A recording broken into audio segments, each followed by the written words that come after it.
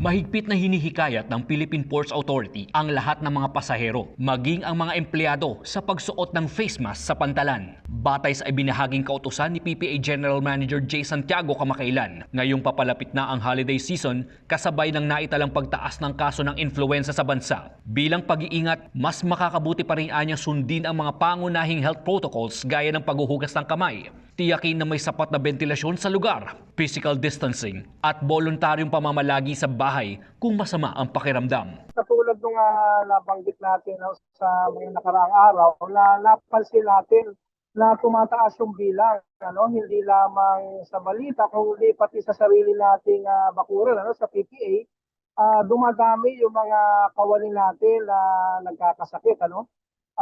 Maliban siguro dahil sa panahon nga, nagpapalit ang panahon ngayong Disyembre, ay medyo conscious tayo na tumataas din ang bilang ng mga nagkakaroon ng flu-like symptoms.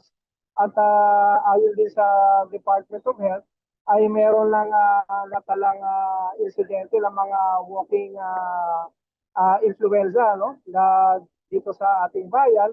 Matatandaan nung kasagsagan ng pandemic, nagkaroon ng no mask, no entry ang PPA upang maiwasan ang pagkalat ng virus. Paglilinaw ng PPA General Manager, hindi naman aabot sa ganito ang sitwasyon sa pantalan. Bagkus, hinihikayat lamang nito ang publiko na tiyaking maayos ang kalusugan ng mga mananakay bago magtungo sa pantalan, lalo na ngayong paparating ang Christmas season.